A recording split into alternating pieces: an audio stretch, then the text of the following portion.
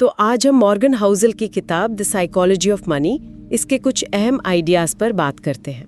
हाँ, ये किताब वाकई कमाल की है। बताती है कि पैसे और हमारी सोच का कितना गहरा रिश्ता है। बिल्कुल। और सबसे बड़ी बात शायद यही है कि पैसा कमाना सीखने से ज्यादा जरूरी है उसे संभालना। सही कहा। और इसमें गणित से ज्यादा ना हमारे व्यवहार का, हमारे बर्ताव का रोल है। हाँ, मतलब हिसाब किताब से ज्यादा ये कि हम सोचते कैसे हैं पैसे के बारे में। बिल्कुल।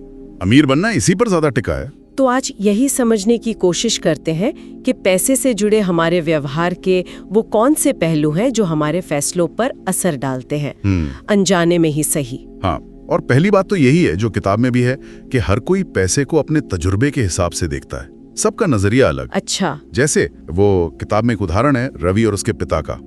पिता ने 2008 की मंदी देखी थी तो वो शेयर बाजार से डरते हैं, बिल्कुल निवेश नहीं करना चाहते। और रवि ने 2020 के बाद की तेजी देखी। उसे लगता है ये तो पैसा बनाने का बढ़िया मौका है। अब देखिए, दोनों अपनी जगह सही हैं, क्योंकि उनके अनुभव अलग अलग हैं। हाँ, ये बात तो है, कोई एक सच नहीं है सबके लिए। बिल्कुल।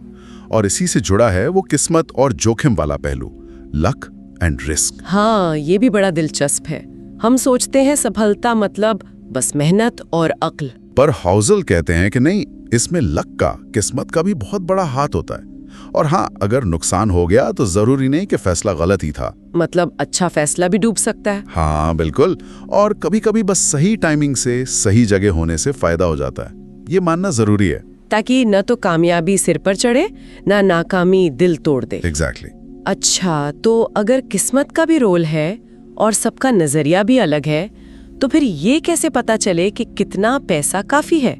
ये सवाल तो बहुत लोगों को परेशान करता होगा। हाँ, ये बहुत जरूरी सवाल है। और हाउसलर मानते हैं कि अगर इसका जवाब नहीं है ना आपके पास, तो फिर वो लालच वाली दौड़ कभी खत्म नहीं होती।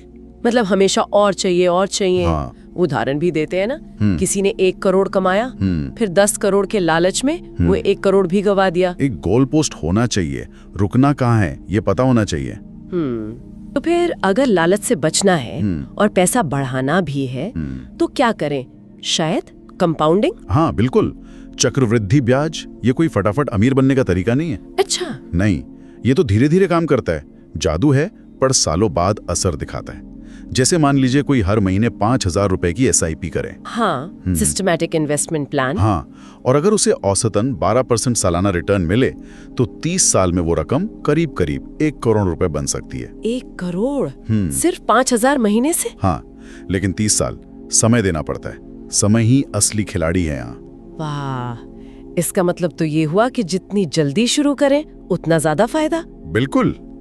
22 साल की उम्र में शुरू की गई SIP 30 साल वाले से कई ज्यादा रकम बना देगी। समय का फर्क। पर एक और बात जो किताब में है, पैसा बनाना और उसे बचाए रखना, ये 2 अलग अलग कलाएं हैं। हाँ, बहुत सही पॉइंट है ये।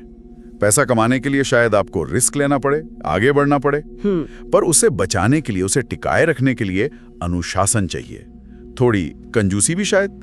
संयम बहुत जरूरी है। हाँ, ये तो देखा भी है।